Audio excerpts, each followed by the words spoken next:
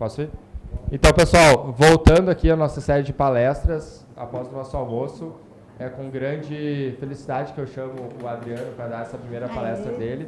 Quem não sabe, o Adriano também é o editor da nossa revista acadêmica do Instituto Mises Brasil. É um cara que começou a trabalhar mais próximo da gente nos últimos meses.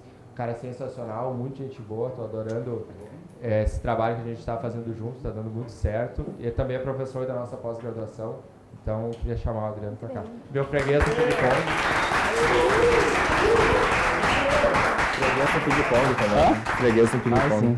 Só um pouco. Não, pareceu reforço de time, chamar assim, né? E falar, aí fica aquela responsabilidade, né? De falar que nem jogador de futebol, né? Estamos aí, campeonato, vamos atender o que o professor falar e tal. Futebol é caixa de bolinha, tudo bem. Os caras falam esses negócios, provavelmente. O problema é que tem que falar, né? Vou dar o melhor de si, tem que falar, porque senão o cara não joga bola. Né? O único que acerta, um dos dois caras que joga bola e que acerta português é o Raí e o professor Livre. O resto, se o cara falar bem português, não joga bola. Essa daqui? Não pode fazer merchan, não? Tá ao vivo? Todo mundo aqui tá querendo saber. Legal. Mas eu vou refutar essa camiseta daqui a pouco na minha palestra. Vou sim, vai ver. Olha só, feliz demais estar aqui no Summer. Eu acho que é o principal evento realmente do Instituto Mises Brasil. E falar de bens públicos é realmente uma coisa muito interessante, porque tem a ver com a minha tese de doutorado, as minhas discussões que eu faço hoje em pesquisa. Mas quando a gente fala em bens públicos, quando a gente fala, né, de escolas econômicas que defende, ontem o professor Liba falou muito bem a questão do entrecheiramento, né? A gente sempre tem essa discussão de marxistas, keynesianos, a gente sempre discute com esse pessoal, né? Da esquerda, direita, keynesianos, mas existe um inimigo desconhecido. Nós temos uma escola econômica que ela age dando suporte teórico e acadêmico para que essa ideia de bens públicos possam existir. O nome dessa escola é a Public Finance, ou Escola, né, das Finanças Públicas, que foi fundada pelo Musgrave, que é esse senhor belo que saiu de algum desenho do Pica-Pau. A cara do... Não, sério. Fala sério, galera. Putz. E ele tem esse texto, essa frase dele a respeito, onde ele... Esse texto é o que ele divulga a ideia da existência da necessidade de bens públicos, de bens privados e o famoso bem meritório, que é o tal do semipúblico. Esse é o artigo dele que ele lança essa ideia e ela é abraçada mundialmente, né? Nós temos Bresser Pereira, que abraça essa ideia, nós temos Stiglitz, nós temos o próprio Jean Tirole, aquele desgramado que tirou o prêmio Nobel do professor Krisner, né? Então nós temos uma série de grandes influentes que estão ou enrustidos nessa escola, ou têm ela como suporte. Por exemplo, eu vejo essa escola como, por exemplo, se fosse o PMDB, né? Ele está sempre ali, deu apoio ali, né? Porque é uma escola agradável, né? Todo mundo usa essa escola. O Lula, quando ganhou mesmo, foi uma decepção não chamar o Zé Rainha para ser o ministro da Fazenda. Não era o lógico chamar um radical lá, alguém que defender. Chamou quem? Chamou alguém que acreditava na ideia de que, olha como é perigosa essa ideia. Nós acreditamos no mercado. O mercado realmente é o melhor caminho. Mas precisa de uma força para funcionar legal. Então, para que o mercado seja mais eficiente, o Estado precisa entrar para dar aquela força. Olha que discurso perigoso, né? E é o discurso que a gente vê hoje muitos liberais embarcando nessa ideia. Realmente tem que privatizar tudo, mas, né? E as ruas da cidade, né? E a saúde? Não, eu sou liberal, mas tem que defender saúde, educação, segurança, tem que ficar na mão do Estado, né? Então, ele vai trabalhar essa ideia de que os bens públicos, né, e o principal perigo, essa defesa dos bens semipúblicos, que essa teoria vai dar o salvaguardo para as parcerias públicas-privadas, tal qual elas são praticadas hoje, onde o Estado participa com muita força, e não é de fato uma parceria, é uma concessão, né? O Leandro Roque falou, acho que ele colocou muito bem pontuado essa questão de que nós não temos privatização, a gente tem concessão, certo? E o privado, no final das contas, só entra com alguém que vai dar dinheiro que é o caso, por exemplo, que eu vejo claramente da Eletrobras, só vai entrar com dinheiro para salvar o caixa lá da estatal que está ferrada. Então, dentro dessa lógica de bens públicos, que é amplamente usada por todas as escolas econômicas, o que a escola austríaca pensa disso? O que os austríacos pensam de bens públicos, de bens meritórios, semipúblicos, né? Exatamente isso. É uma piada isso, né? O professor Biratã falou assim, Adriano, eu vou no hotel dar uma cochilada, mas eu tenho certeza que eu vou perder sua palestra, porque você vai falar 3 segundos, né? O que são bens públicos? São coisas que não existem. Pronto, acabou, obrigado, vamos embora. Né? Seria essa a ideia, né?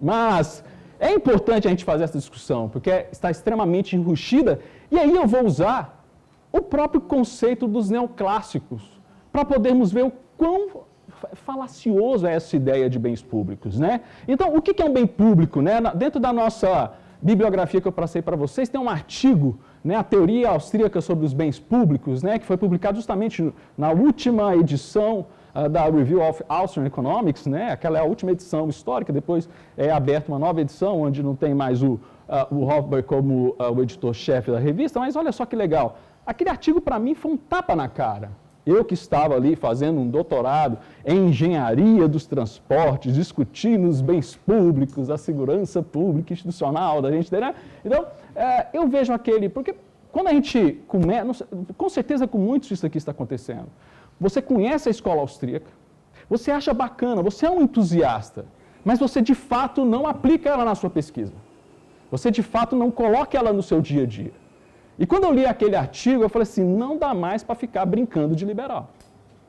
Se eu não aplicar isso de fato na minha pesquisa, eu vou estar brincando de ser liberal. Se eu não aplicar isso nas minhas convicções, no meu dia a dia, do meu posicionamento, e não é ideológico, mas realmente de pesquisador, eu vou estar brincando de ser liberal. Né? E aí ele faz, eu achei ótimo, porque aquele artigo faz questionamentos. Ele joga a bomba na nossa mão para decidir. E aí, o que é bem público? É um bem produzido pelo governo? É um bem de consumo coletivo ou um bem não excludente? Né? E eu não vou aqui pegar Hofbauer, não vou pegar Mises, vou pegar o admirado, ou os três, né? Vou pegar aqui o atual admirado dos neoclássicos, né? Que é esse senhor também muito elegante, muito bonito, o senhor Mascoléu, que é dono do principal manual de microeconomia, né? Quem estudou microeconomia usando Mascoléu, por favor. Vocês são heróis, cara. Porque economista bom é o que consegue fazer os exercícios estrelinha do Pindic. Não é? É o cara que se sente o Degas, né? O pica das galáxias de estudar economia. Né? Normal. Esquenta não. Depois eu te explico. Cara, o cara se acha o máximo porque faz aqueles exercícios estrelinhas do Pindic, né, meu? Pô, você acha... eu mesmo, quando eu terminei os exercícios do Pindic, aí eu descobri o Mascoléu, caraca, aquele livro é o capeta em forma de... É um trem louco, assim, já começa fazendo umas derivadas, parece uns trem doidos, assim, umas integral, é mal barato. Então vamos pegar ele para a gente não falar, né, que é implicância da escola austríaca. Esses austríacos não gostam de fazer conta, por isso que eles não gostam da gente. Então olha só. É sério, meu, poxa. E eu recomendo, o pessoal austríaco, que está na área de economia, tem que dominar o mainstream, tem que fazer aqueles exercícios tudo, tem que fechar o Mascoléu de ponta a ponta, para não acusarem a gente justamente de a gente ter feito uma escolha porque a gente não sabe fazer conta. Não, a gente sabe fazer conta e por saber fazer a conta nós refutamos porque isso aí só funciona no mundo de Nárnia. Simples assim. Eu acho que é um ponto importante para nós. E aí ele faz a definição, isso aqui está lá no capítulo 18, é uma maravilha, o livro vai bem, vamos ser sinceros, o Mascoléu vai bem, até o capítulo 18. Que é onde ele define bem público. Aí ele faz a seguinte definição de bem público, né? É um bem não excludente, né? Que tem... deixa eu achar aqui que eu perdi aqui, né? É uma commodity que uma unidade de bem, por um agente, não atrapalha o outro a acessar. Certo? Ok, ele está falando que é um produto que tem custo marginal zero.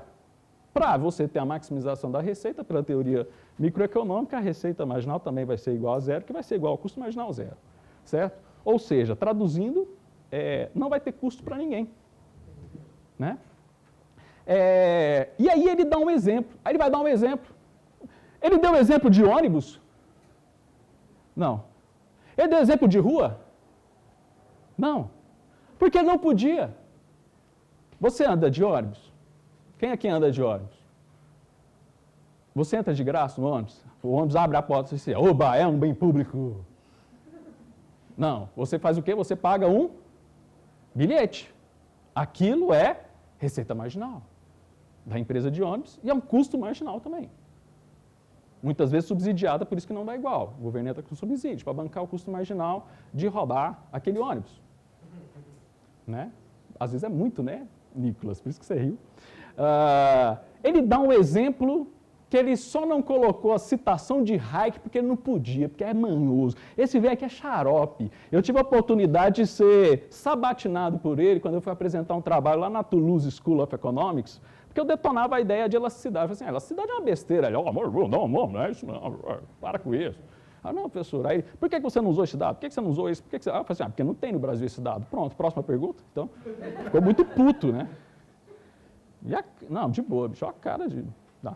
Então, ele coloca o exemplo como conhecimento, e ele foi muito feliz. Conhecimento tem custo marginal? Tem custo para você acessar o conhecimento? Não. Tem custo para você oferecer o conhecimento? Não. Então, realmente, ele foi muito certo de dar a ideia de conhecimento como um bem público. Aí, magicamente, você vira a folha e ele fala assim, é por isso que o Estado tem que intervir. Aí ele destrói o livro dele, ele acaba com o livro dele. Não, o Estado tem que intervir para garantir o acesso aos bens públicos. Ele acabou de dar um exemplo que eu não preciso de Estado. Pô, tá de sacanagem. E todo livro de migração... O que eu fico grilado é isso com os caras. Eles vão bem, falam a teoria deles, ceteris paribus. Aí quando o ceteris paribus dá errado, não, então alguém precisa intervir. Aí quando você usa o ceteris paribus, não, você não pode ser tão simplista. Aí quando você não usa o ceteris paribus, você fala assim, não, mas você tem que usar o ceteris paribus. Eu falo assim, cara, então vocês resolvem o que vocês querem da vida. Eu sou coerente com a minha teoria que eu escolhi. Vocês precisavam ser coerentes com a de vocês. Né? Então, o bem público, ele vai ser um bem de consumo coletivo? Né? Um bem excludente? Ou seja, se a gente for prestar atenção, de fato, somente no mercado que eu vou ter bens desse jeito, que são coletivos, não excludentes, custo marginal e receita marginal igual a zero. Quer escutar um agora? Emissora de rádio. Você paga quanto para escutar o rádio? Quanto que a rádio ganha de você por você escutar a rádio? É bem público. Ah, Adriano, mas aqui no Brasil não é fácil, porque tem a concessão do governo. Tá vendo? Tem alguém para atrapalhar. Não dá, né? O governo faz a concessão, porque senão fica muito bagunçado, todo mundo vai oferecer. Aí vem a minha pergunta, se o cara não ganha dinheiro oferecendo aquele serviço, por que todo mundo quer ter uma rádio? Propaganda, marca, que é a jogada de quem? Do YouTube. Você paga para ver vídeo do YouTube? Onde é que esses doidos ganham dinheiro? Nos anúncios. Ele ganha dinheiro com você, ele tem receita com cada pessoa. Vamos pegar a teoria lá do Mascoléu. Ele ganha dinheiro com o uso que você tem? Não. Ele é excludente, o YouTube? Não. Às vezes o Pagando Star chegou no limite lá de acesso, eles mudaram o algoritmo e pôde acessar mais. Não tem limite. Então são bens públicos, vejam, oferecidos pela iniciativa privada. Eu ainda não consegui achar um bem público que fosse oferecido pelo governo sem custo para os usuários. Outra coisa importante, o governo não produz bens. Quem aqui já trabalhou, conhece como é que é o dia a dia de uma estatal? Levanta a mão. Pode levantar, você não vai ser agredido pelos colegas, eu vou te defender. Pode falar, eu trabalho numa estatal. Né? O que mais tem numa estatal? Não, cabide de emprego tem muito, mas para ela funcionar, o que ela faz? Terceiriza. Empresa de água. O que tem escrito nos carros da companhia de água? A serviço da empresa tal. Por quê? Porque aquilo é um serviço terceirizado, porque o próprio corpo daquela empresa não faz aquele serviço fim. Precisa contratar gente. Precisa contratar pessoas físicas, precisa contratar pessoas de... Então o governo não produz nada. Correto? Outra coisa, para que o governo produza, ele precisa de dinheiro. E esse dinheiro do governo vem dos impostos. Mas qual que é o grande problema? É que o imposto ele é extremamente ineficiente. Né? Vamos usar os gráficos dos neoclássicos. Não é da escola austríaca, tá?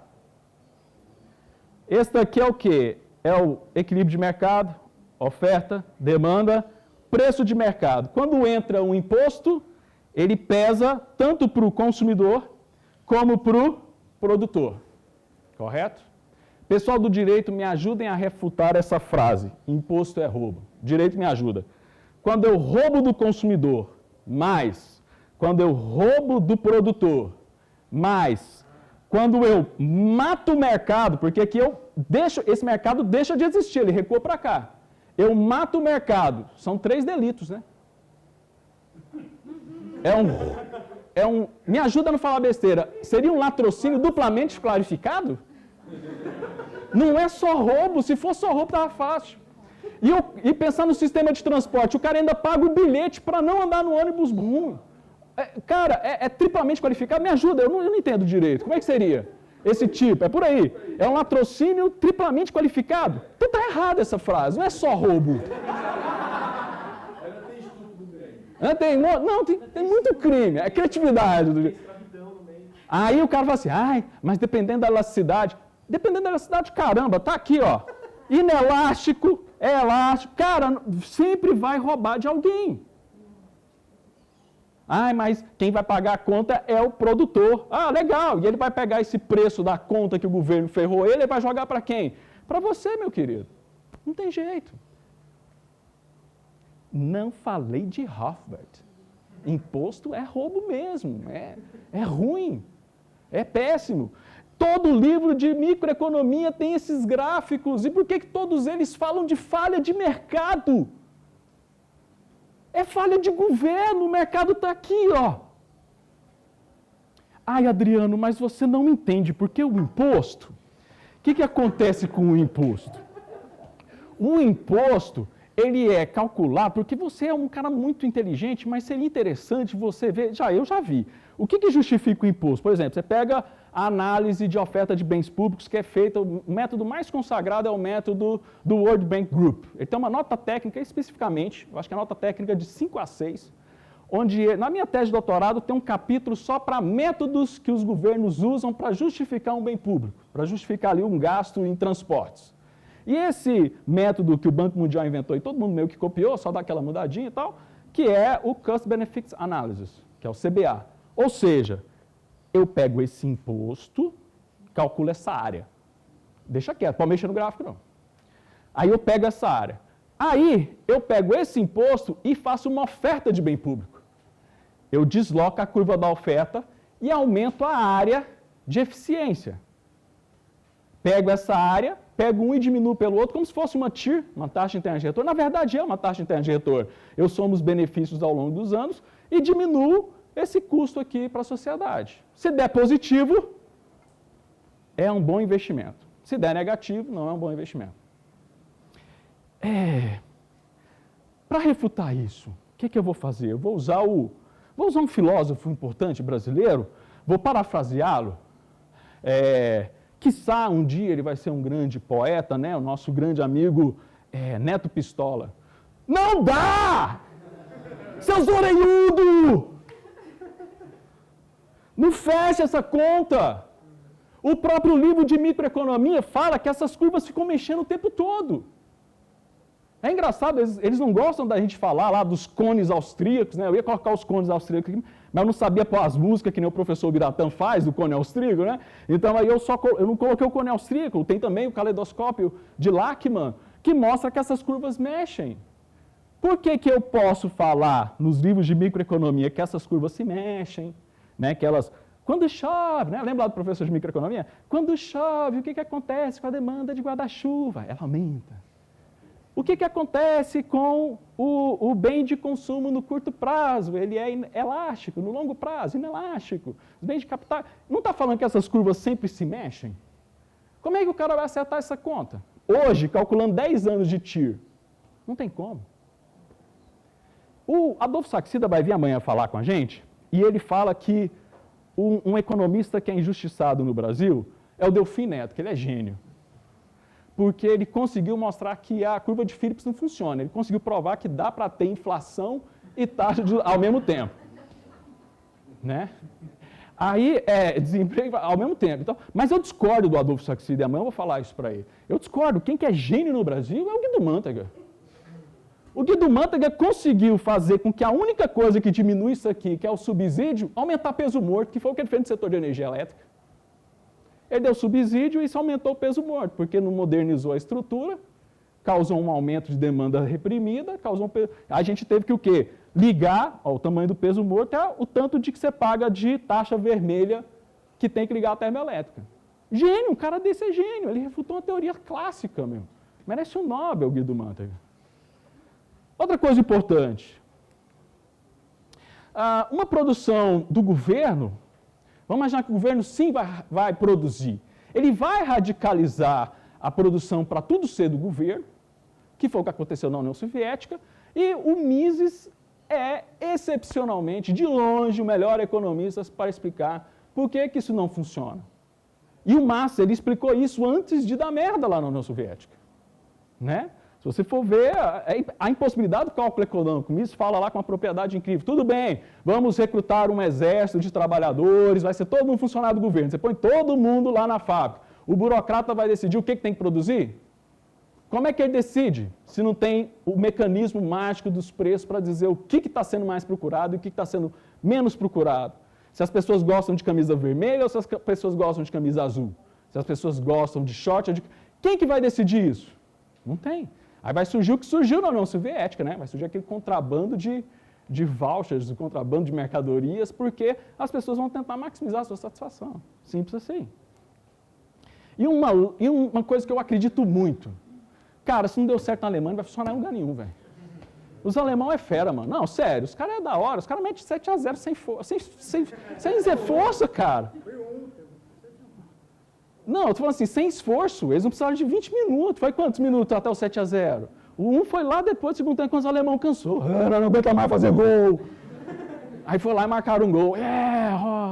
Vingamos os alemães. Cara, os caras fazem Mercedes-Benz. A gente faz Gurgel. Os caras são fera. O Walter Block fala isso no livro dele de privatização das ruas, das estradas, né? Cara, se algo não deu certo na União Soviética, na Alemanha, em Cuba, na Coreia, por raios você acha que isso vai dar certo na rua da tua casa?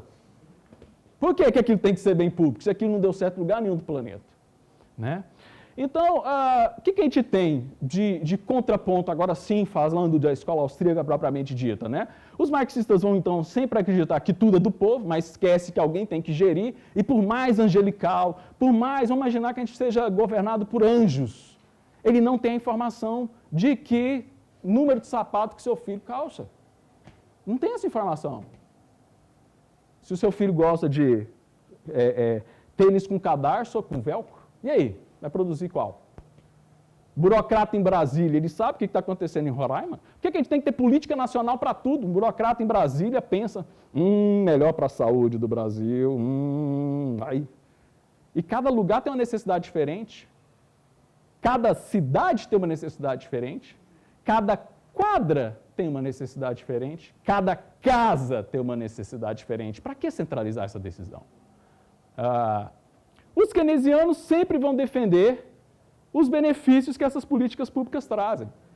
É só pegar aquele imposto, aí os keynesianos fazem de forma diferente, né? Porque são macroeconomistas, eles não fazem que nem o pessoal da microeconomia. O que ele faz? Ele pega aquela área do imposto, joga lá dentro da fórmula lá do Y igual, parece aquela música do IMCA, né? A fórmula dos keynesianos, né? IMCA, né? Y é igual a C mais I mais G mais a balança comercial. Aí ele joga aquele I lá dentro, faz umas derivadas parciais com ISLN e aí acha, o multiplicador keynesiano, está falando que é só pegar esse dinheiro do imposto, fazer isso, que vai dar tudo certo. Né? E fica marretando aquele modelo. Né? E esquece das falhas de governo. Né? E os neoclássicos vão sempre apontar que existem externalidades nessas interferências. Só que eles esquecem de falar que a interferência do Estado também traz muita ingerência, traz muito problema. Né? Tá rolando muito meme aí do Thomas Sowell falando assim, o governo acha que a gente não dá conta de pagar um médico, mas dá conta de pagar um médico, um senador, um deputado, e tudo que vem junto, que ele tem que administrar aquilo. Né?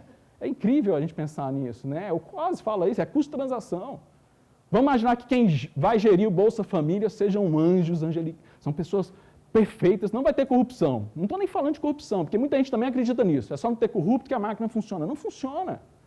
É custo intermediário. Vamos pegar o simples exemplo do Bolsa Família. Eu tenho que dar dinheiro para uma família que está no Amapá. O que é que eu preciso? Eu preciso criar um Ministério da Cidadania. No Ministério é um prédio que é alugado, tem elevador, precisa da assessorista, precisa da tia do café, bem intencionada, altamente produtiva. Tem a secretária do ministro, beleza, vou jogar esse dinheiro lá para o Amapá. Pô, precisa ter uma secretaria para receber esse dinheiro? Aí tem a secretaria, o pré da secretaria. Na secretaria, se tiver elevador, precisa da assessorista para apertar o botão, a tia do café, a secretária e o homem que pega o dinheiro e dá para o... Eu estou pensando em estrutura mínima de custo, tá? Porque sem café também não dá, né, gente? Aí, tá bom. De todo o orçamento, vocês acham que vai chegar quanto na mão daquela família que está lá na Amapá, meu amigo? Lembrando que esse pessoal do meio do caminho, ano sim, ano não, faz greve porque está ganhando a miséria. Estão sendo explorados pelas exigências do governo de produtividade. Então tem que fazer greve porque a gente ganha uma miséria, né? Minha irmã trabalha na Receita Federal, desculpa, Lana, vou ter que falar isso. Depois ela viu o vídeo, vai cagar lá. Um dia ela falou para mim assim, Adriano, você não acredita, porque eu e você, nós como servidores do Executivo, a gente ganha um auxílio alimentação, poxa, o Judiciário ganha o dobro. Eu falei assim, caramba, né, a gente tem que fazer alguma coisa, então para cortar o desenho. Não, nós temos que lutar para a gente ganhar igual a eles. Eu, não, está errado. Que ideia louca é essa? Imagina se a gente dobra o auxílio alimentação de todos os funcionários públicos. E você quer falar para mim que é só para alguém honesto lá, de presidente, para tocar uma bagaça dessa? Não, vocês estão de sacanagem comigo. Os austríacos vão sempre acreditar, porque é a verdade, porque é o que acontece, que os efeitos, os danos que o governo traz são sempre maior que qualquer benefício. Mesmo se a gente fizer conta, a área de... Só de você ter peso morto, que é algo que você limita a economia, ou seja, eu tiro a possibilidade de alguém consumir só de existir peso morto, o cara não pode defender em benefício nenhum. Você está limitando acesso às pessoas. O cara quer consumir, mas não tem aquele bem. Porque o peso morto matou a economia. Por isso que a gente chama de peso morto. Não é um dinheiro que vai para o empresário, para a gente fazer justiça social e tirar dele e trazer para nós. Correto? Então vamos um pouco... Né, os keynesianos vão então, sempre usar aportes matemáticos dos neoclássicos para maximizar os benefícios. É interessante a gente lembrar uma coisa. Por exemplo, quando deu a crise do petróleo, o keynesianismo estava indo para o ralo. A verdade é essa. A culpa não é do Keynes da gente estar na merda que a gente está hoje. A culpa é do Hicks, que escreveu o artigo Mr. Keynes and the Classics. Ele resgata o keynesianismo e inventa a curva SLM naquele artigo maldito. Que ele vai fazer o quê? Pegar essas ideias keynesianas e alocar dentro de teorias neoclássicas para, com isso, justificar matematicamente as ideias alopradas de janela quebrada. Né? Os neoclássicos não vão dar ênfase quando existem mais externalidades negativas da ação governamental. Aí é simples, é só mudar o método matemático. Né? A gente, em vez de usar a média ponderada, a gente usa a média móvel. Deu o número que precisava? Não. Puta, muda o número. O Delfim fez isso. Ligava no IBGE, essa porra dessa inflação está muito alta, diminui. Não tem como, ministro, diminui. Tira o tomate e põe cadarço de sapato, que diminui. Ele fez isso. Chuchu, né? Aí vem esses economistas geniais, né? Não, é só arrumar. Aí não, está dando errado o modelo, a sociedade tem que entender. Aí o keynesiano, né, o clássico, que hoje para mim é tudo um balaio só, eles fazem que nem um alfaiate incompetente. Vocês conhecem a história do alfaiate incompetente? Você compra um terno, manda ajustar o terno, aí você experimenta, uma manga está mais longa que a outra. Aí você, pô, tá errado esse terno. Aí o alfaiate fala assim, desloca um pouquinho assim. Aí você faz assim. Ótimo! Fica assim, deu certo, o terno está certo. Aí você sai da loja assim, oh, que legal, deu certo. Isso é modelo keynesiano, isso é modelo neoclássico. Vamos ajustar a população? Quantos ministros da Fazenda se deram o ridículo de ir na televisão e pedir para a população parar de consumir bem X e bem Y? Tem que parar de consumir, para de comprar carne, gente. Para de comer carne. Vontade de enfiar... Não, de boa, tá gravando, senão, pô. Já tá difícil aqui, ó. Eu tô nervoso pra caramba, que de não ter que segurar a quantidade de palavrão que eu costumo falar normalmente, né? Eu ainda postei uma grana com o Rodrigo, falei assim, ó, vamos apostar dinheiro, eu não vou falar palavrão. Aí, Rodrigo, se fudeu aí, ó, eu tô conseguindo. Saiu. Saiu, desculpa.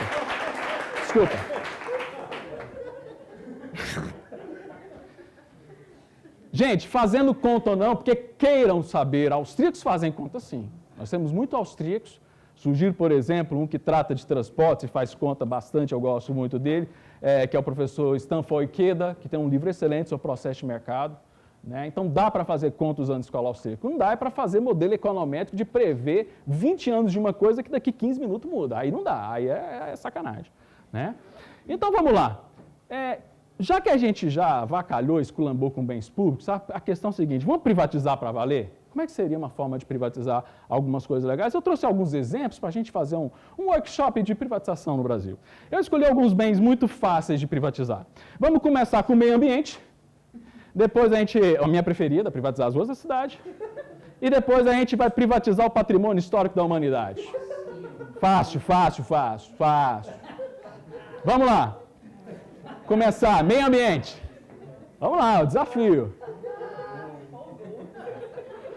Vamos privatizar os parques nacionais. Bora. Esse parque aqui é um que eu gosto muito de ir.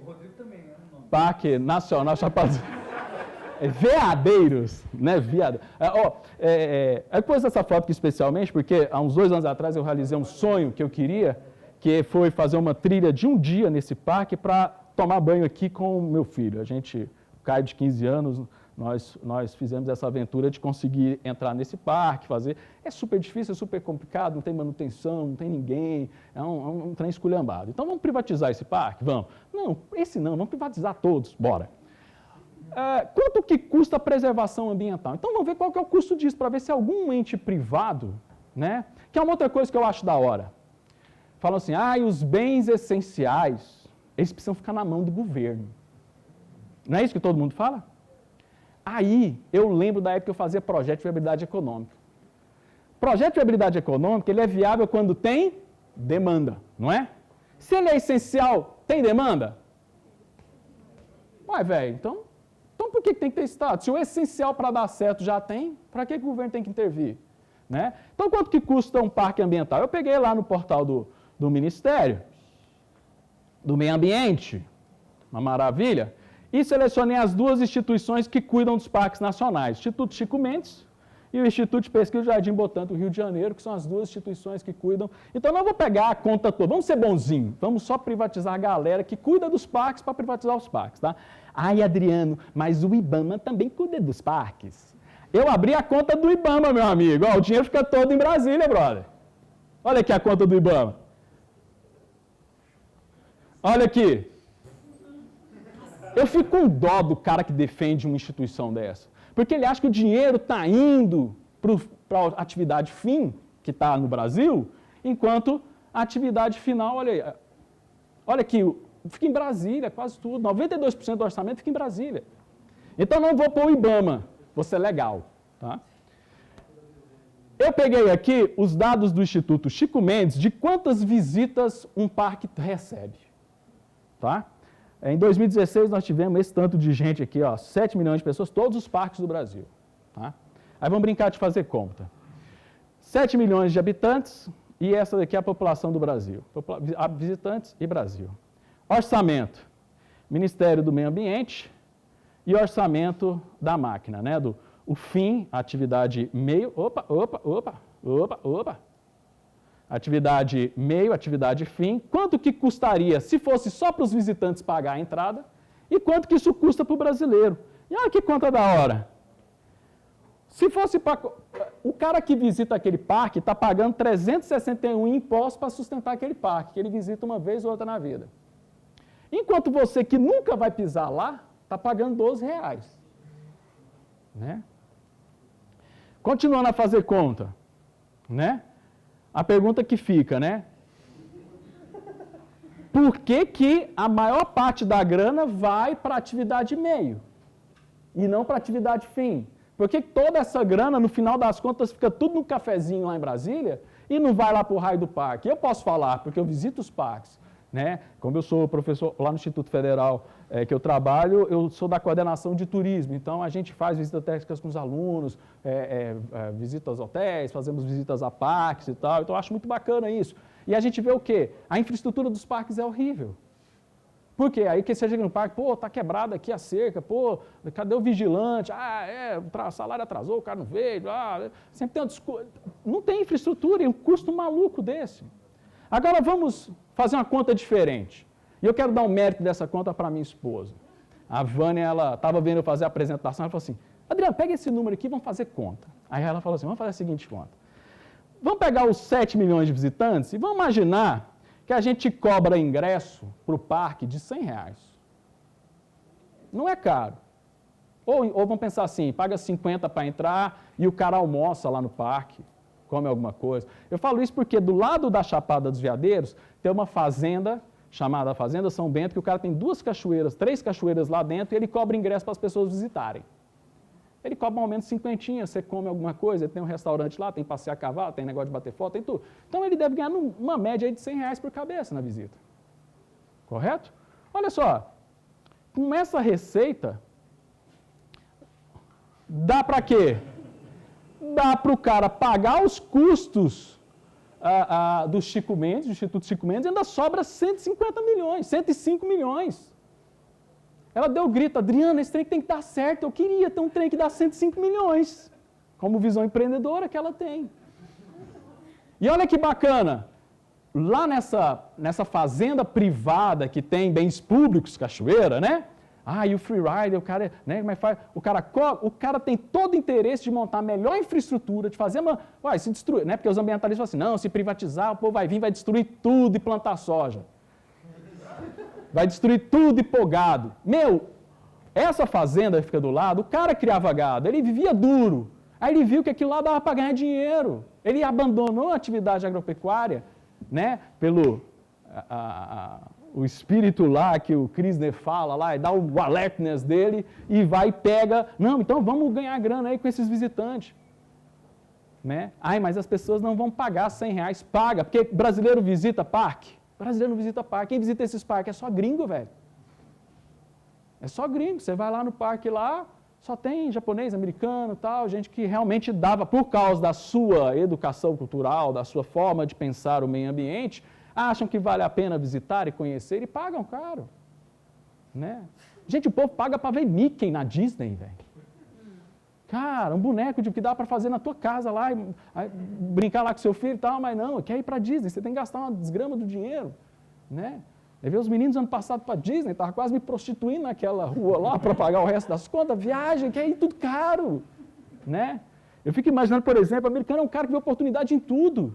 Né? Eu fico imaginando se Auschwitz tivesse sido Estados Unidos, né? Ia ter um monte de coisa lá, de atividades, vamos simular aqui, vamos bater foto, vamos não sei o quê. Os caras ganham dinheiro com tudo. Os caras ganham dinheiro explorando muita grana, dá para explorar muita coisa financeiramente, porque as pessoas pagam, as pessoas querem. Não adianta. E olha só, esse orçamento nós estamos considerando o quê? Nós estamos considerando salário de servidor público federal. Dá para diminuir essa conta pagando bem, não estou falando assim, vai privatizar, vai pagar uma miséria para as pessoas. Em vez de pagar 15 mil, vai pagar só 5, vamos dizer assim. Já foi 1/3 da conta que foi para o ralo. Já dá para cobrar um ingresso de 80 e ganhar mais. Né? Hoje, dentro do parque, não pode existir essas atividades que fazem com que, além do ingresso, a empresa ganhe mais grana. Coloca um restaurante. Rapaz, voltar da porra da trilha de um dia andando e você querendo parar para tomar uma aguinha, Cara, né, o cara vende o corpo para tomar uma água numa trilha de 20 quilômetros. O cara, né, a escassez que a gente aprende lá, né, o que é mais valioso, né, para aquele momento? Água ou diamante, né? O cara dá um diamante. Então, por que não se explora isso economicamente? Porque é o capitalismo, né? Aí vai destruir o meio ambiente. Duvido que conseguem destruir o meio ambiente mais que o governo. Mesmo porque, se destruir, ano que vem não tem visitante. Porque o produto é o meio ambiente. O produto é a cachoeira. Eu quero manter a cachoeira intacta, bem protegida. E foi considerado, imaginando que todo orçamento, que eu não consegui abrir mais as contas para ver o que de fato vai para o parque. Porque a partir do momento que eu privatizo, eu posso fechar todas os escritórios, posso ficar só com atividade fim. Dá para ganhar dinheiro, dá para dar grana e ter um parque de qualidade. Padrão Walt Disney. Né? Pôr lá a foto e tal. Desça do barril na cachoeira, que nem o Pica-Pau. Cara, ia ser da hora, né? Tem um simulador e tal. A gente visitei lá o negócio lá do Cabo Quente, que os foguetes viajam. Os caras têm um simulador do foguete. Cara, a gente tinha que estar explorando economicamente isso, meu irmão. Né? Vamos para as ruas, esse eu gosto de discutir. Vamos lá, privatizar as ruas. Gente, não precisa inventar modelo. Não precisa, já existe. Nessa minha busca, né? Eu lembro que uma vez eu fui apresentar meu primeiro desenho de como privatizar a rua, de ideia, eu fui apresentar num congresso em Roma. Aí eu estou lá empolgado, apresentando e tal. Aí o cara que coordenava o painel, né, que aí terminou, alguém quer fazer pergunta? Aí ninguém fez pergunta, todo mundo olhando com a cara de puta, o que esse louco está falando? Aí o chefe da mesa falou assim, sério, você acha que isso aí vai dar certo? O cara falou com deboche, né? Aí eu, caraca, que ódio, eu fiquei muito puto. Cara, eu tenho que olhar aqui. Aí eu fui fazer uma... Aí eu achei, o ILISP tinha acabado de soltar um artigo sobre essa cidade aqui, né? Sobre Sand Springs, a cidade privatizada. Eu falei assim, nossa, bicho, eu tenho que ir lá, eu tenho que conhecer a cidade, eu tenho que saber, cidade privatizada e tal. Decepção total. Cheguei na cidade, descobri que eles usam um mecanismo igual o que foi feito na Faria Lima, em São Paulo, financiamento do Anhangabaú, que é a operação urbana consorciada. É o quê? Eu pego a especulação imobiliária, que é uma coisa inerente ao bem, e uso a favor da população.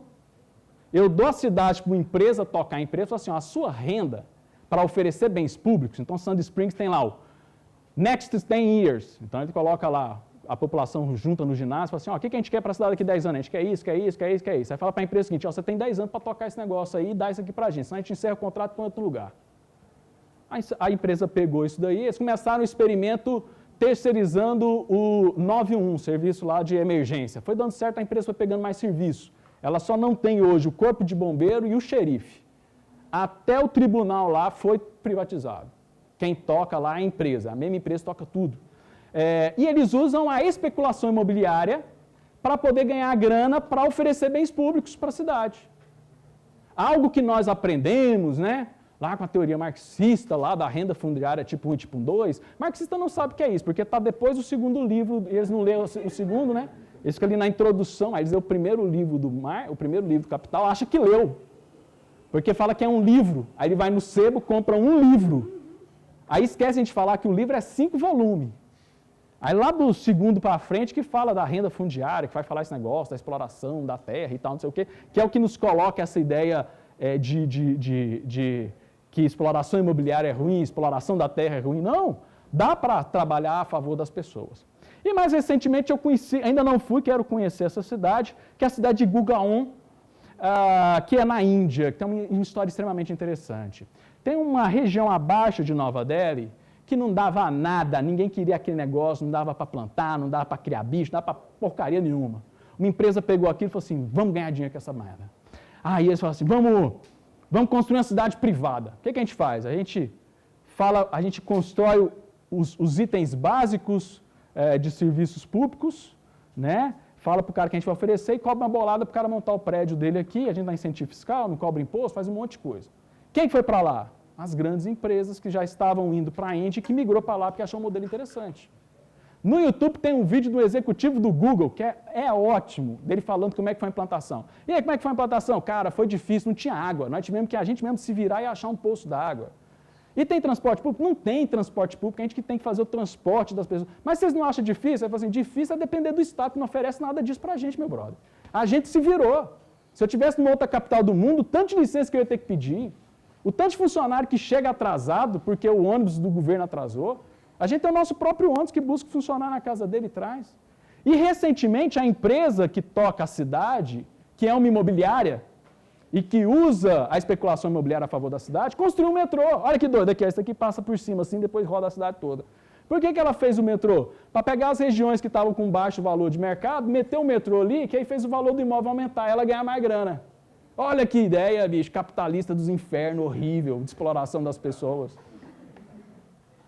Mas o bom é o metrô de Paris, que é bem público. E que você paga o bilhete, eu acho ruim isso, né? O pessoal chega lá, fui para Paris, lá é tudo público. Vocês sabiam que o modelo de viabilidade econômica de Paris, do metrô de Paris, é um dos mais engraçados que eu acho. É um modelo chamado EPSA. Ele é uma tabela, Excel gigante, massa, cheio de variáveis, para tomar a decisão de onde investir. E não tem valor.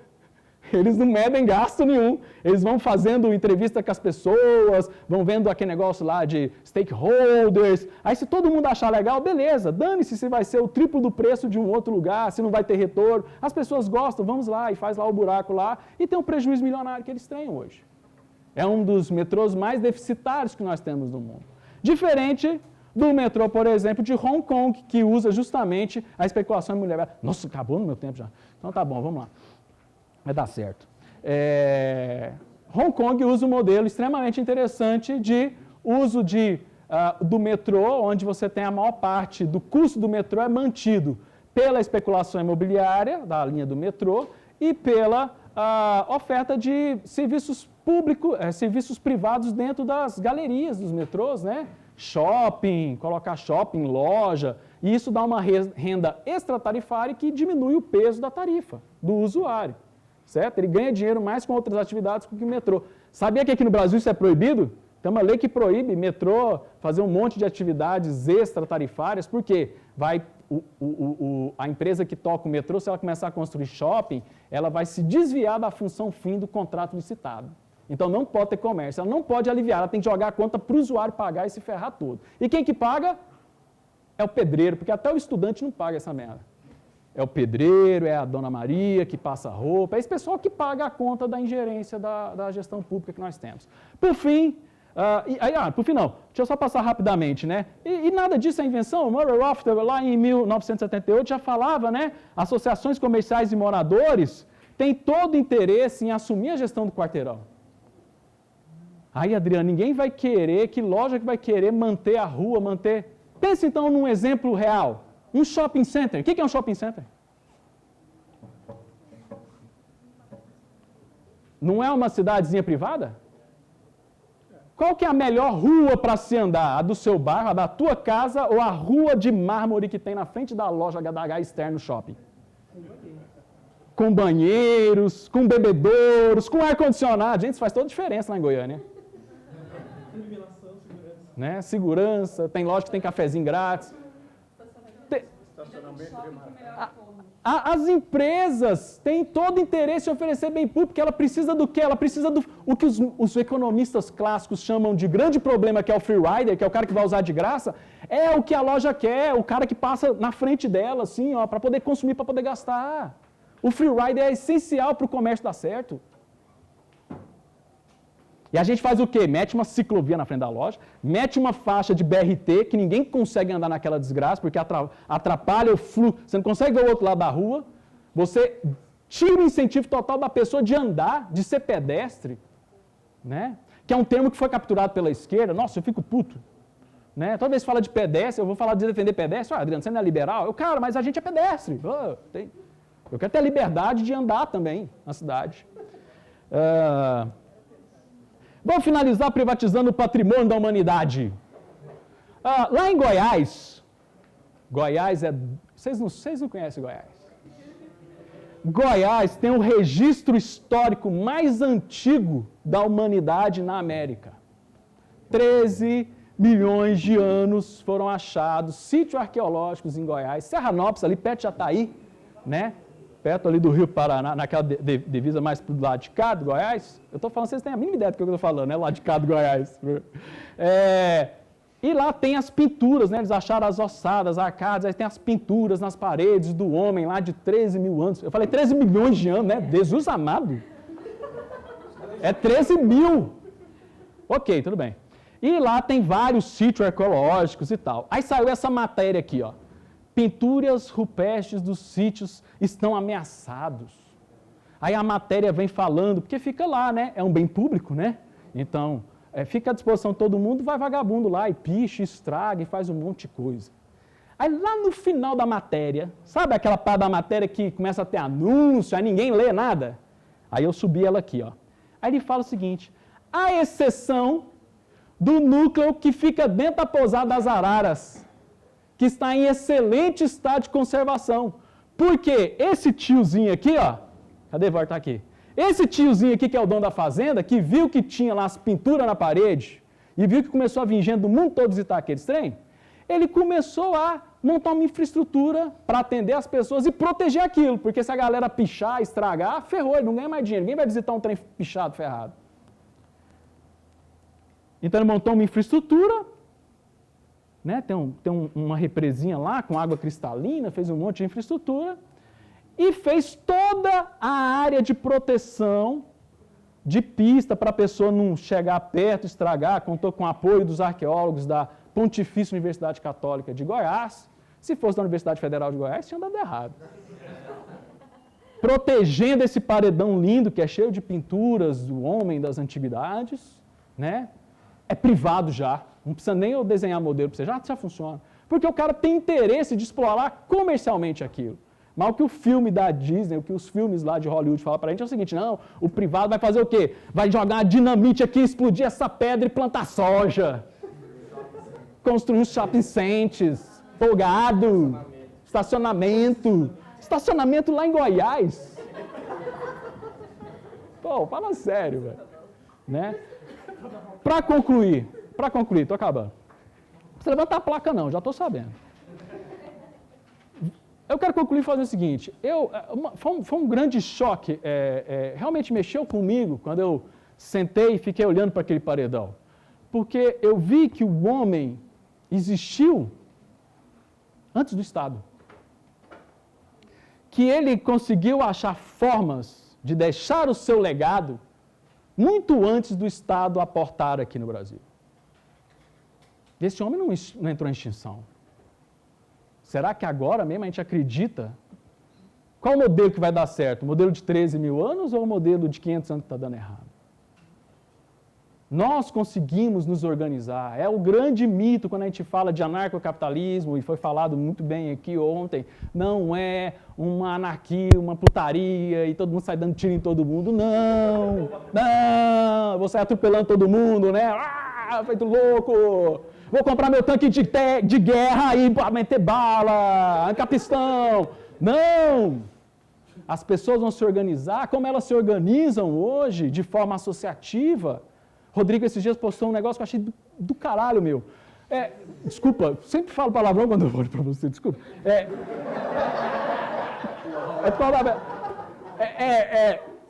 Ele falou assim, que ele... Tá, desculpa. O que acontece?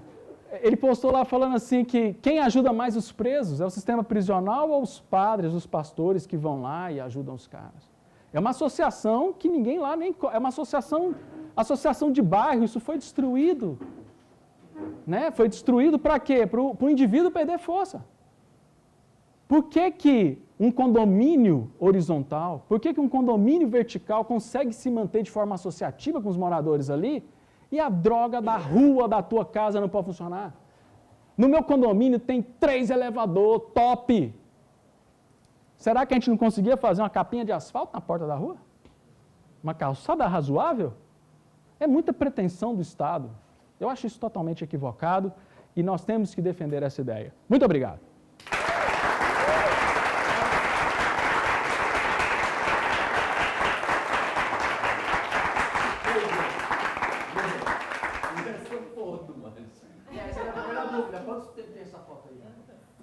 É porque o serviço público está acabando comigo.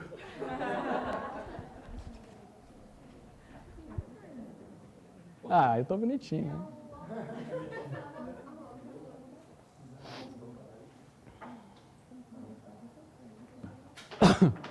Ok, sem pergunta. Microfônico?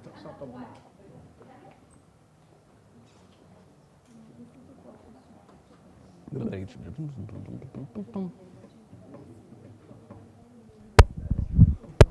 Hã? Tem que dar essa aula, por favor, na minha universidade. Hã? Precisava ter uma aula dessa na universidade. E ainda tem aluno que defende a porra do socialismo, tu acredita?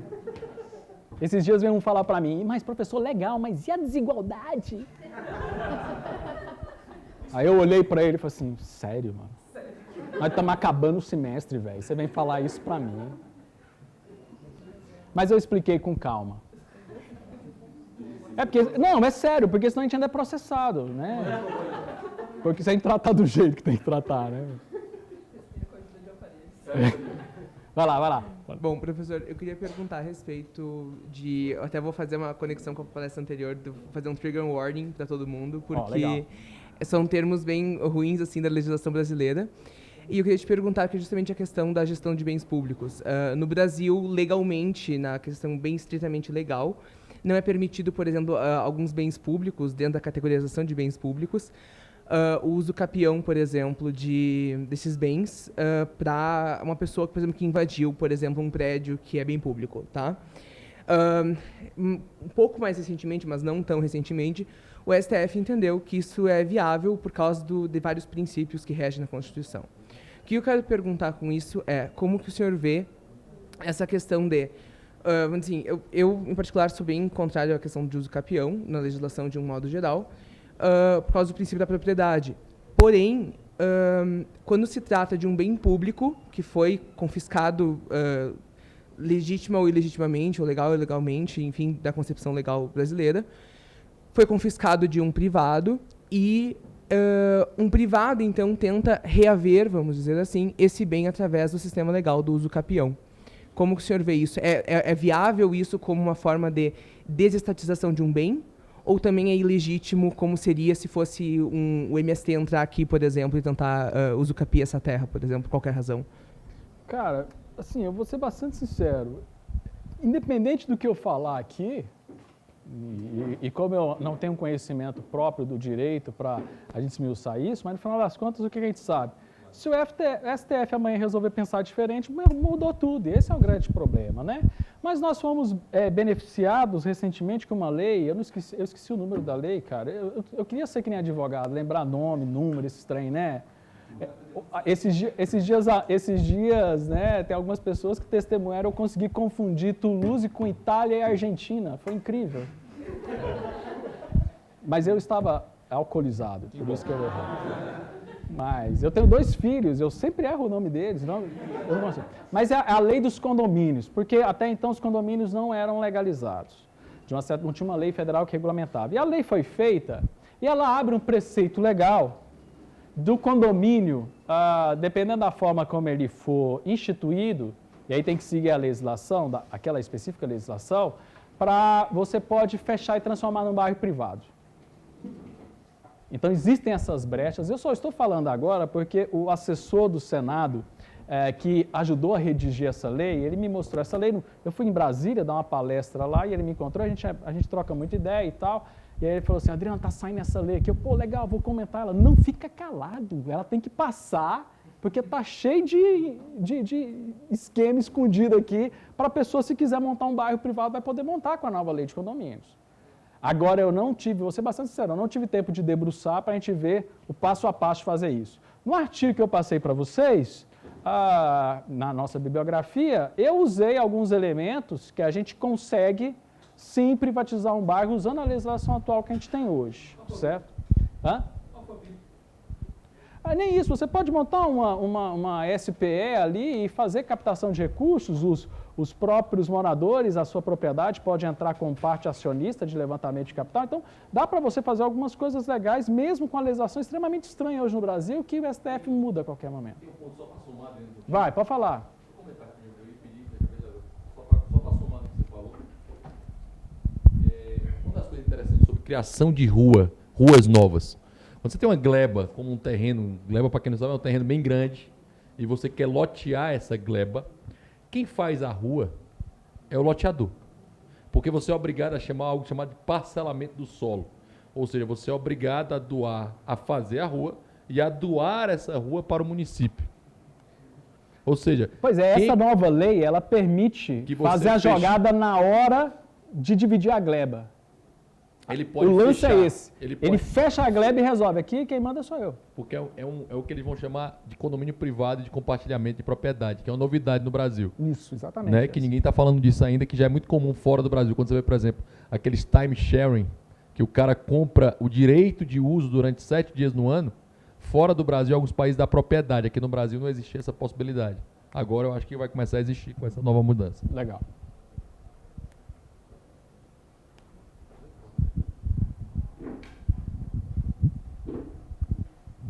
Ontem a gente até estava conversando. Cadê o Moretson? Não sei se ele tá aí. Acho que não tô vendo. Quem? Ontem a gente estava conversando sobre. Ali. Tá passeando então. Ontem a gente estava conversando sobre tombamento e patrimônios e etc. E acho que do ponto de vista liberal, assim, a gente é bem fechado na ideia de que não deveríamos estar cuidando desse tipo de patrimônio. Só que eu acho que o brasileiro é muito ligado, né, na ideia de que, poxa, para que privatizar se a gente pode ter esse bem, né? E acho que, sei lá, pelo menos eu tenho alguns colegas esquerdistas e parece que eles são muito fechados nisso de que, poxa, para que a gente vai perder um bem? E não sei, eu tento vender essa ideia de liberalismo para algumas pessoas e eu não sei se é um pouco difícil. Eu não sei se é um pouco difícil para eles, mas enfim, a minha pergunta para você é: como que a gente pode ajudar a disseminar essa ideia de que não devemos cuidar de bens públicos? Eu não sei se a gente pode fazer algo do ponto de vista de universidade, não sei. Tem alguma coisa do ponto de vista, assim, nós, como facilitadores, disseminadores de opinião, com o que você pode dar de dica, assim, para a gente no dia a dia? Legal. Primeiro, a gente, lá em Goiânia, vocês não sabem, mas é o lugar que tem a maior quantidade de prédios no desenho arquitetônico Art Deco no mundo. Então, lá é uma cidade muito visitada e sempre a Câmara dos Vereadores às vezes me chama lá para participar daquelas reuniões improdutivas que eles dizem que eu escuto a sociedade para depois eles fazerem o que eles quiserem, né? E é engraçado que eu encontro muito pessoal do IFAM. E o IFAM fala assim, não, tem que proteger os prédios, Art Deco, é o que nós temos e tal, não sei o quê. O que eu tento falar com eles? E eu acho que daqui a algumas décadas eu consigo. Aquela estrutura é uma estrutura turística. Para nós do turismo, eu, como pesquisador do turismo, eu pesquiso turismo, o turismo ele tem um problema, a gente não consegue levar o nosso bem para a pessoa. Eu não consigo levar uma cachoeira, pôr uma cachoeira na caixinha e levar para a pessoa, ela tem que ir para lá para experimentar. Ou só aquele bem bonitinho, tá? Igual, por exemplo, Que nem um prédio. na Faria Lima, lá em São Paulo, tem aquele prédio no meio do Google lá, que tem a casinha tombada. Vai falar para algum esquerdista que, não, é caro manter para a prefeitura aquilo ali. Pois é, nós temos que falar assim, olha, dá para a gente não ter gasto, alguém ganhar dinheiro e ser mais eficiente que a gente em manter aquela casinha. Eu sinto que parece que a gente erra nessa forma de falar, a gente vende errado, talvez seja o nosso marketing que é errado e a forma da gente bater. Eu acho que é porque a gente não mostra muitos exemplos. Por exemplo, vamos pegar uma coisa que é clássica no mundo afora. Vamos pegar portos dentro de regiões metropolitanas que são abandonadas e aí a gente tem aquele apelo de resgatar. Na Argentina tem isso. Quem estava na Argentina? Araraís. Porto Madeira, tem o Porto Maravilha no Rio, tem um monte de portos no mundo que passam por isso, novas centralidades em Madrid. Então tem uma série de locais que eram áreas portuárias que foram abandonadas porque aquela atividade econômica acabou, mas tem todo um valor de patrimônio de manter e aí se gasta muito dinheiro público para fazer aquilo. É engraçado que o primeiro modelo que fez isso foi justamente um que pensou em privatizar aquela região, que foi Docklands. A ideia mais mais radical que eu vejo da Margaret Thatcher foi aquela ideia. Vamos construir uma empresa que vai gerir isso, mas não vai... Aí é onde o esquerdista erra. O esquerdista acha que a empresa vai pegar aquilo e vai fazer um shopping. Vai destruir tudo e fazer um shopping. Não. Ele vai pegar aquilo para fazer uma manutenção daquilo e ganhar dinheiro vendendo cultura, vendendo turismo, vendendo aquilo. E vai fazer uma manutenção melhor. Lá em Goiânia nós temos a única estação ferroviária do mundo em Art Deco. Está abandonada. Sempre que eu passo lá, eu falo assim, Vânia, imagina nesse vão aqui, ó. A gente fala, tem um vão lá grande, fala assim, imagina, vamos abrir uma licitação, a prefeitura abre uma licitação e fala o seguinte, ó, esse prédio aqui, ó, vão liberar 2 restaurantes, 3 botecos com música ao vivo sertanejo. Vai lotar aquele negócio. A única contrapartida, o cara não paga IPTU, não paga aluguel, não paga nada. A única coisa que ele tem que fazer é fazer a manutenção do patrimônio histórico. Ele paga mantendo um patrimônio e tem um monte de incentivo por trás disso. Vai estar num ponto super bem localizado, que todo o patrimônio histórico está em algum lugar, bem localizado, no centro das cidades, porque é onde as cidades começam e tal, como essa casinha que tem lá.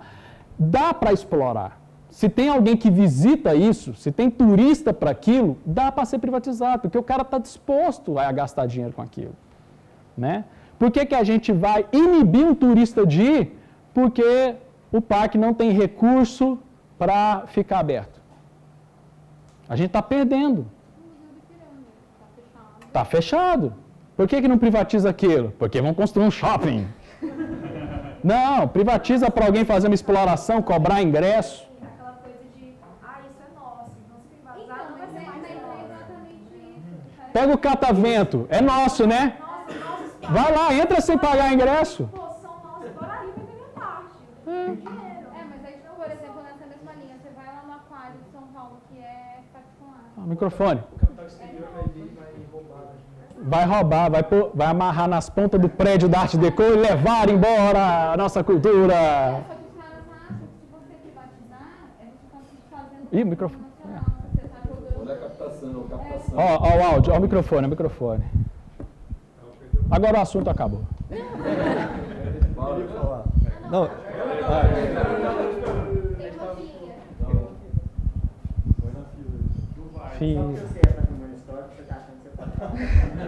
Bom, a minha pergunta vai também no sentido ali que ela estava comentando, né, dessa dificuldade da gente explicar para as pessoas a importância dessas privatizações.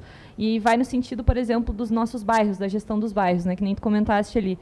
Se a gente consegue gerir um shopping tão bem hoje em dia, com todos esses benefícios que a gente oferece, por que a gente não consegue gerir o nosso bairro, né? Então, hoje, dada a situação que a gente tem no Brasil, eu vi que no artigo que tu colocaste lá como a indicação de leitura, tinha exemplos como esse que tu deu agora de Londres, de outros lugares no mundo. E uma das primeiras coisas que eu sinto que esbarra é que a população fala, mas isso é no primeiro mundo, mas e aqui no Brasil como é que fica? Aqui no Brasil isso não vai dar certo. Então, primeiro esbarra nesse preconceito de que aqui não vai dar certo, porque a gente é inferior culturalmente, de alguma forma inferior. E a segunda parte que eu sinto que esbarra quando a gente tenta tocar nesses temas é o seguinte, mas a gente já paga tanto imposto e agora a gente vai ter que pagar para gerir a nossa rua. Então, como que hoje, na conjuntura atual que a gente tem, como que a gente propõe, de que forma a gente pode propor uma mudança que não pese talvez tanto no bolso do brasileiro que já paga tanto em impostos e que seja algo que a população acredite que vai funcionar, que não vai funcionar só no primeiro mundo, então. Um exemplo que eu gosto muito de dar é uma jornalista que se embranhou na ideia de mobilidade urbana, né, de empoderamento das pessoas, é a Jane Jacobs, uma grande... Quem conhece Jane Jacobs? Né? Pô, tem gente que é fã da Jane Jacobs. Eu sou fã da Jane Jacobs. Infelizmente, ela foi capturada pela esquerda no Brasil. 100%. E o Stanford Queda, que eu acabei de comentar, ele considera ela o melhor exemplo de libertarian outsider, né? Que é uma pessoa que era libertária e não sabia que era libertária, e todas as ideias dela é libertária. Né? Qual que era a ideia dela? Como é que a esquerda capturou? Não sei essa história. É o seguinte, vamos lá. A Jane Jacobs, ela era jornalista e escrevia para um jornal em Nova York, em Manhattan, e ela começava a observar que a cidade estava ficando perigosa, algumas coisas do gênero, e ela começou a fazer um levantamento do que causava a cidade ficar ruim. E aí ela escreve o grande livro dela de Vida e Morte das Grandes Cidades Americanas, onde ela vai falar o seguinte, o que mata uma cidade, o que deixa uma rua violenta? Diferente do candidato do Rio de Janeiro, não é falta de luz, porque no sol também tem assalto. É falta de gente andando na rua. É rua deserta, a Vânia esses dias foi assaltada lá em Goiânia, num bairro que nós temos vigilância privada, lá no bairro que a gente mudou, tem uns guardinhas que ficam na esquina. A única rua que não tinha guardinha, ela por vacilo entrou a pé, o motoqueiro passou e roubou o celular dela. Cara, veja só, ela deu exemplo real. né? E aí, ela fez um negócio que é feito em vários locais do mundo, que é chamado de Jane's Walk Day. Que é o quê? Você convida os vizinhos da sua rua, vamos conhecer o nosso bairro. Convida as pessoas para andar. Andar na cidade, ver as dificuldades, andar na quadra. Então, mudou para o dia do aniversário dela, tem Jane's Walk Day, e as pessoas vão andar para conhecer o bairro. Aí a pessoa vai vendo que ali não tem faixa de pedestre, que ali tem lixo no lugar errado. E aí o que você pode fazer? Você pode falar muito bem que, tá vendo que o imposto, se o dinheiro que a gente paga imposto, vamos juntar aqui a gente, quanto que a gente paga de imposto, vamos juntar essa grana, dá para arrumar essa calçada? Dá demais. Então o discurso da Jane Jacobs, que era de dar poder para as pessoas, foi capturado por uma ideia coletivista. Não, nós temos que nos reunir para exigir do setor público, um bem público de qualidade. Gratuito, qualidade. Como é que é aquele? Público, gratuito de qualidade. Nós temos que nos unir para exigir. Não, nós temos que nos unir para fazer e, foda-se, governo. É isso que a gente tem que fazer. Né? Mas nós temos que sensibilizar as pessoas para ver que aquele dinheiro estivesse na nossa mão, ia dar uma grana legal. Ia dar para fazer muita coisa no bairro.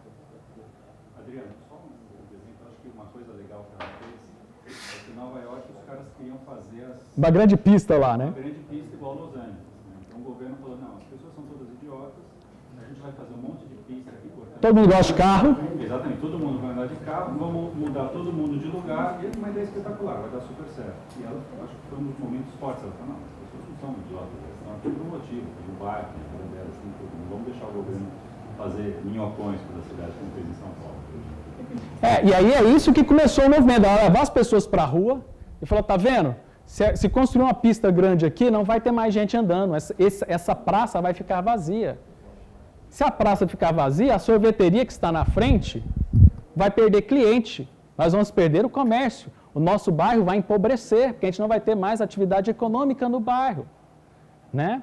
Eu consegui, ano passado, fazer uma apresentação lá no Mises Institute. Depois eu posso disponibilizar o artigo para vocês, onde eu faço uma ligação entre Jane Jacobs, uma teoria que foi criada na Universidade College de Londres de análise e sintaxe da rua, ou seja, em vez de eu fazer o planejamento da cidade via satélite, eu faço o planejamento pelo olhar da pessoa que está andando na rua para ver o potencial de movimento daquela cidade e praxeologia. Deu uma liga legal, ficou massa. Eu acho que dá para explorar. Hoje eu estou com um grupo de pesquisa, estou com 3 alunos de PIBIC, que nós estamos fazendo um mapa de Goiânia, e estamos medindo essas potencialidades usando praxeologia para ver a viabilidade econômica de hotéis perto dos bens turísticos. Para mostrar que é viável economicamente, usando a possibilidade praxeológica do movimento das pessoas na rua, de explorar economicamente aquilo dentro da taxa interna de retorno de uma empresa privada. Eu acho que vai dar certo, não sei ainda. Pesquisa é massa porque eu disse, a gente entra numas bikes erradas, dá errado, aí você faz de novo. Mas sem modelo, sem marretar o modelo, é uma coisa que eu prometo. Então, uma das principais falhas de mercados apontadas na microeconomia, já veio logo na faculdade, é a assimetria de informação, que, segundo os economistas, precisa do Estado, porque em algumas relações de mercado, há assimetria e alguém pode se beneficiar em cima do outro, que patrimônio histórico pode ser destruídos, porque o dono da propriedade não tem informação completa e pode destruir algo que é valioso para a humanidade e ele não sabe. Como você trataria disso dentro desse viés de privatizar tudo? Nesse exemplo que eu dei aqui agora, que acontece em Serranópolis, o Estado já está ajudando a destruir os sítios arqueológicos que não tem incentivo, que não tem o privado cuidando. O Estado, ele tem muito mais assimetria de informação do que o indivíduo que está lá. O fazendeiro que está lá conseguiu enxergar a possibilidade de explorar economicamente aquele sítio arqueológico de uma forma mais perfeita do que todas as universidades de arqueologia do Brasil. Que queriam o quê? Qual seria o movimento natural? O governo tem que criar um Ministério do Patrimônio da Humanidade. Aí nós vamos cuidar bem do patrimônio da humanidade. A gente cria uma secretaria em cada estado. Tem o IFAM, mas o IFAM não vai lá em Serranópolis, lá no meio do mato, para cuidar de um paredão pintado pelos homens há 3 mil anos atrás. Vai. Valeu. Acabou? Bom? Agora que eu relaxei.